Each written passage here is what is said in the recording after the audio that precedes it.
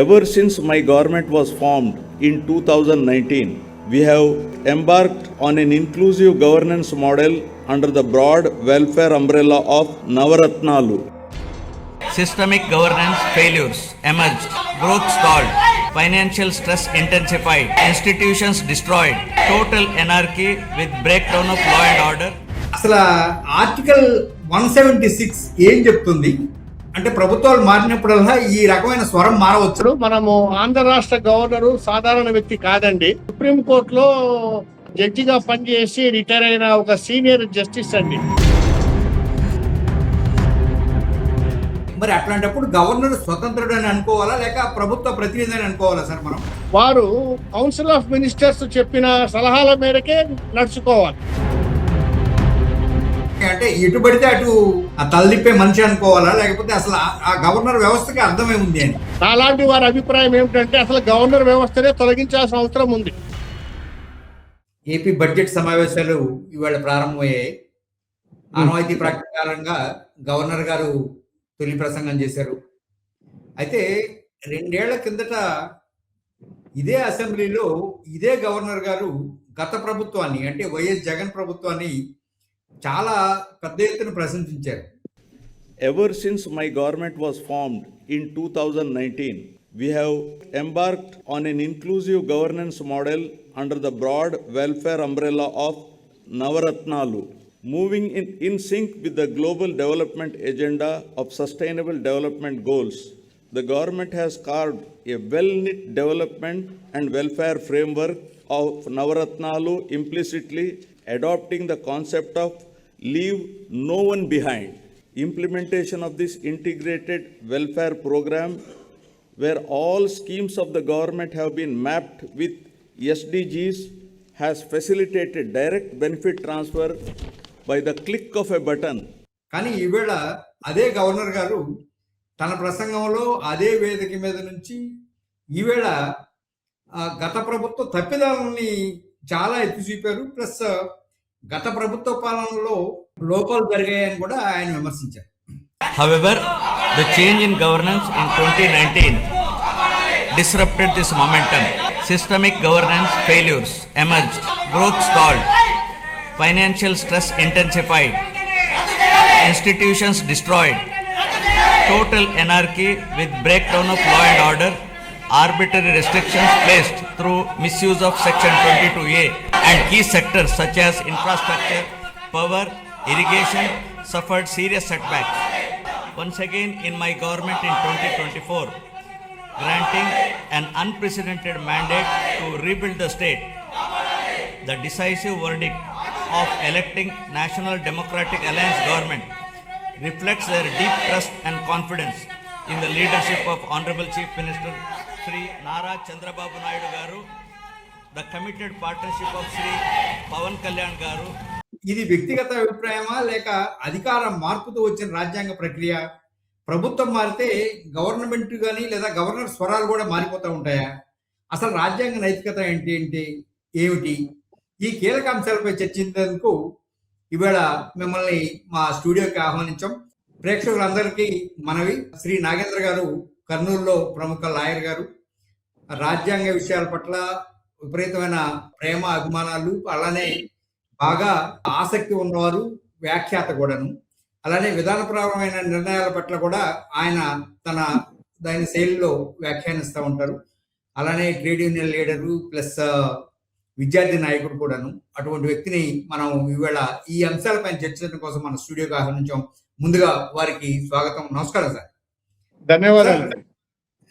ఈ కీలక ప్రశ్నలపై చర్చించే ముందు నాది ఒక చిన్న డౌట్ సార్. రాజ్యాంగ ప్రాథమిక స్పష్టత ఇచ్చే ముందులో అసలు ఆర్టికల్ 176 ఏం చెప్తుంది? అంటే ప్రభుత్వాలు మారినప్పుడల్లా ఈ రకమైన స్వరం మారవచ్చా లేదా అనే దాని మీద ఇవాళ మన చర్చ ప్రారంభిద్దాం సార్.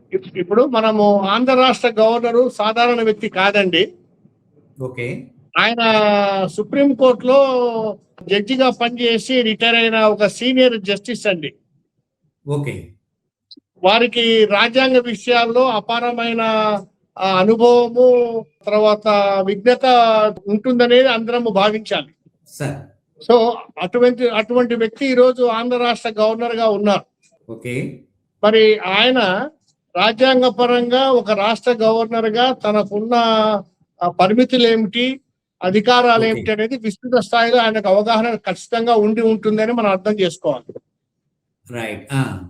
మరి వారికి ప్రత్యేకంగా మనం గుర్తు చేయాల్సిన అవసరం లేదు. ఆర్టికల్ 174 ప్రకారము ఇది ఏం చెప్తుంది, అసెంబ్లీ సెషన్ స్టార్ట్ అయ్యేటప్పుడు ప్రొమల్గేషన్ ఆఫ్ కమెన్స్మెంట్ దాని మీద గవర్నర్ అడ్రస్ ఉంటుంది. ఆనవాయితీ ప్రకారం ఏమంటే గవర్నమెంట్ అనేది though he is chief executive of the government, so ఆయన ఆధ్వర్యంలోనే ప్రభుత్వం నడుస్తుంది అనేది రాజ్యాంగం చెప్పే విషయం. దానికన్నా ముందుగా మనము ఆర్టికల్ 154. ఓకే. ఒక్క నిమిషం నేను మీకు చదివి వినిపిస్తాను ఆర్టికల్ 154 ఏం చెప్తుంది అనేది. జస్ట్ ఇంట్రడక్షన్ మాత్రం ఎక్కువ సమయం తీసుకోను.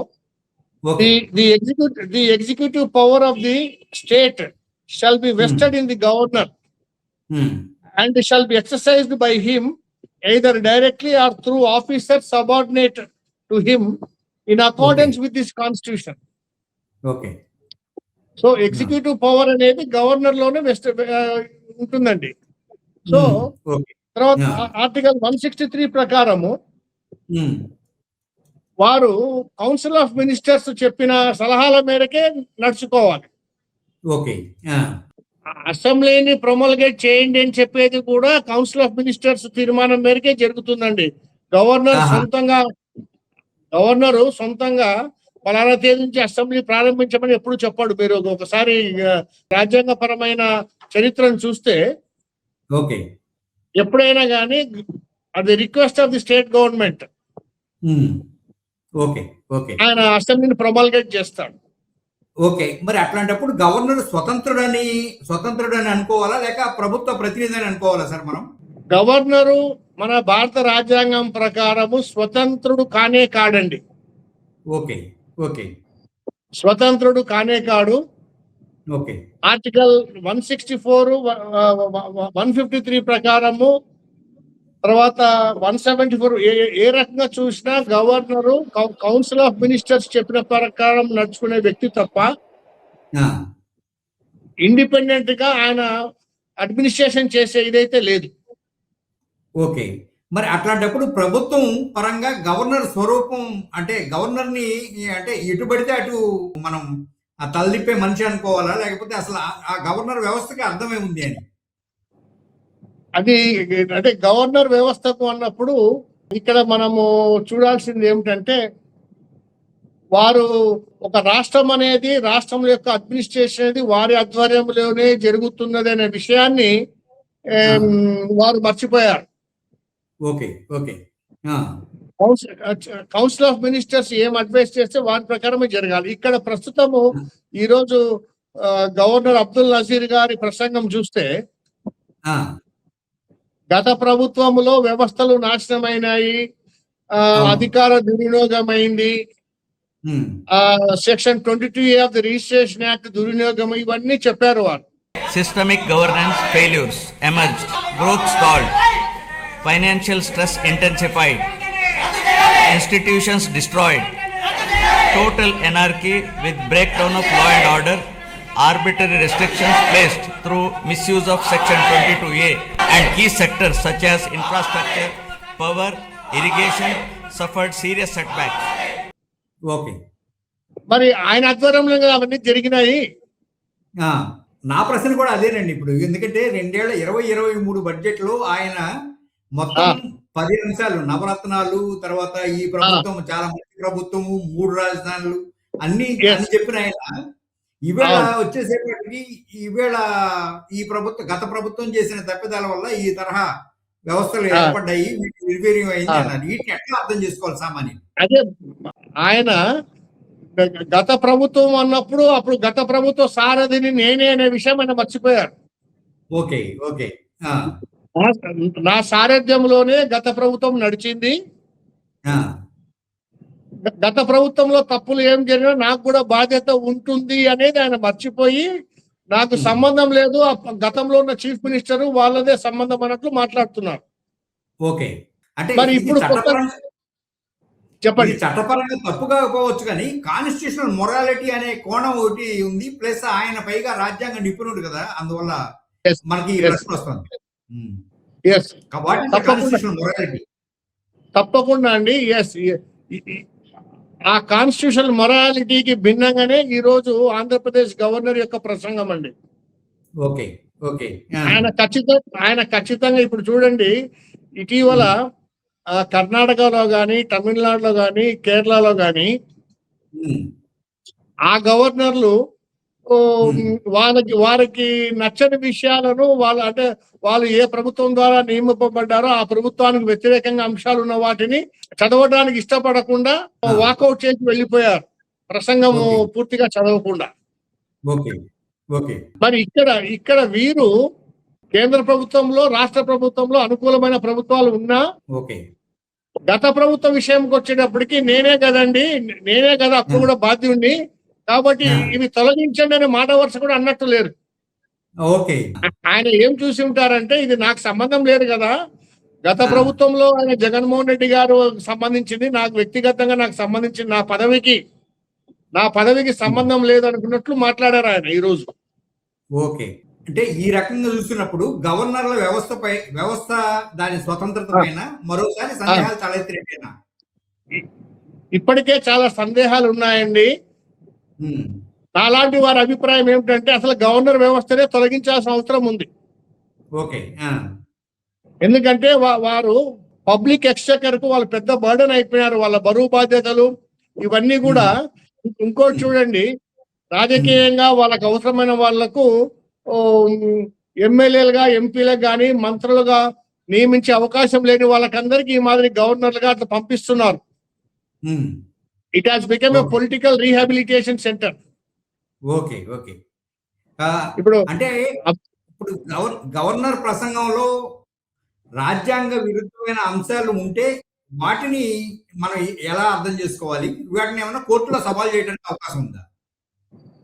దురదృష్టవశాత్ అండి, మన దేశంలో గవర్నర్లకు కానీ, తర్వాత ప్రెసిడెంట్లు కానీ, సుప్రీంకోర్టు జడ్జిలు కానీ, హైకోర్టు జడ్జిలు, వీళ్ళకి ఎవరికి కూడా వాళ్ళు పదవిలో ఉన్నప్పుడు చేసిన పనులకు ప్రశ్నించడానికి ఈ అవకాశం లేదండి.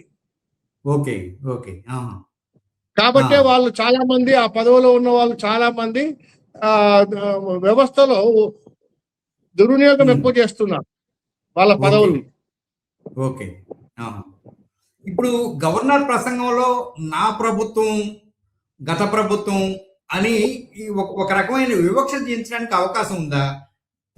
ఇప్పుడు సపోజ్ ఈ కేసులోనే తీసుకుంటే ఆంధ్రప్రదేశ్లో ఆయనే 2 ఏళ్ల క్రితం గవర్నరు, ఇప్పుడు కూడా ఆయనే గవర్నర్. కానీ ఆ పాలకుడు మారవచ్చు, కానీ continuity of the government policies అనేది ఒకటి ఉంటుంది కదా, అది మరి ఇక్కడ ఏమైనట్టు? అదే ఇప్పుడు కరెక్ట్, మంచి ప్రశ్న అడిగారు మీరు. ఇప్పుడు గతంలో కూడా ఆయననే హెడ్ ఆఫ్ ది స్టేట్. ముఖ్యమంత్రులు, ప్రభుత్వం అంటే ముఖ్యమంత్రులు మారినారు, మంత్రులు, ముఖ్యమంత్రులు. ఇప్పుడు కూడా ఆయనే head of the state. So పాలసీల విషయంలో కొద్దిగా, అంటే council of ministers headed by the chief minister, policies లో కొద్దిగా వేరు ఉన్నా గానీ అది రాజ్యాంగబద్ధంగా మాట్లాడాలి దాన్ని. అంటే ఈవేళ ఇప్పుడు అబ్దుల్ నజీర్ గారు చేసిన ఈ ప్రసంగాన్ని అంటే విపక్షాలు తప్పు పట్టడానికి అవకాశం ఉన్నట్టే కదండి? ఖచ్చితంగా అండి, విపక్షాలే కాదండి, ఆత్మవిమర్శ వారు కూడా చేసుకోవాలి. గవర్నర్ గారు కూడా ఆత్మవిమర్శ చేసుకోవాలి. నేను మాట్లాడింది సమంజసమా, రాజ్యాంగబద్ధంగా ఉందా, న్యాయబద్ధంగా ఉందా చూసుకోవాలి. ఎందుకంటే గత ప్రభుత్వంలో మరి తప్పులు చేయని నీ బాధ్యత లేదా? మరి నువ్వు గవర్నర్ కంటిన్యూ అయ్యే అర్హత ఉందా? గత ప్రభుత్వం తప్పు చేసినప్పుడు నువ్వు కూడా బాధ్యత ఉంది కదా. అవును, అందువల్లనే కదా ఇప్పుడు అక్కడ నా ప్రభుత్వము అనే పదం ఉపయోగిస్తున్నారు. ఇది నా ప్రభుత్వం అనే కదా అతను చెప్పేది కూడా. అప్పుడు కూడా నీ ప్రభుత్వమే, ఇప్పుడు నీ ప్రభుత్వం.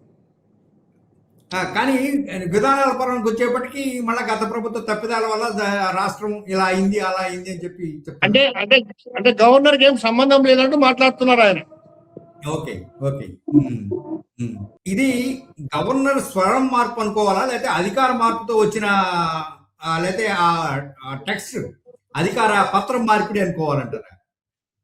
అంతే కదండి. ఇప్పుడు అధికారంలో ఎవరుంటే వాళ్ళకు అనుకూలంగా మాట్లాడే మాదిరి గవర్నర్ వ్యవస్థ అయిపోయింది.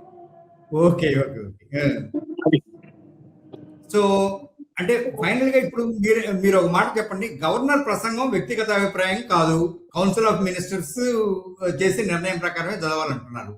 అలాంటప్పుడు ఆ ప్లేస్ లో నజీర్ గారు ఉన్నా, మీరున్నా, నేనున్నా కౌన్సిల్ ఆఫ్ మినిస్టర్స్ ఇచ్చిందే చదువుతాం కదా. మరి దానిపైన విమర్శ ఉండాల్సిన అవసరం ఏముంటుంది? దాని మీద విమర్శ అయితే ఉంటుంది. అంటే చర్చ, అది అసెంబ్లీలో చర్చిస్తారు కదా దాని విషయంలో. ఓకే, దాని గవర్నర్ ప్రసంగం మీదనే మా ముఖ్యమంత్రి గారు ధన్యవాదాలు తెలుపుతారు, ప్రతిపక్షం వాళ్ళు దాంట్లో ఉన్న అంశాల మీద మాట్లాడతారు. ఓకే ఓకే కానీ ఈ రాష్ట్రంలో విచిత్రమైన పరిస్థితి, మరి ప్రతిపక్ష పార్టీ సభకు పోవట్లేదు. అప్పుడు దాన్ని ఎట్లా అర్థం చేసుకోవాలి? సభకు పోవట్లేదు అనేది ఇది డెఫినెట్ గా ఇప్పుడు ప్రతిపక్షం అనేది ఒకరున్నా 100 మంది ఉన్నా ప్రతిపక్షమే అండి. దానికి హోదా అనేది అది డిఫరెంట్ ఆస్పెక్ట్. ఎన్నుకోబడ్డ వ్యక్తులు డెఫినెట్ గా సభలో పాల్గొనాలి, వాళ్ళకు సరైన అవకాశాలు ఇవ్వాలి. అది సరే, డెఫినెట్ గా వారిది కూడా ఆ విషయంలో అయితే డెఫినెట్ గా ప్రశ్నించాల్సిన విషయమే అది. ఇది రాజ్యాంగ నైతిక పైన కొత్త ప్రశ్నలు, ఏ తరహా కొత్త ప్రశ్నలు లేవనెత్తిందంటారు?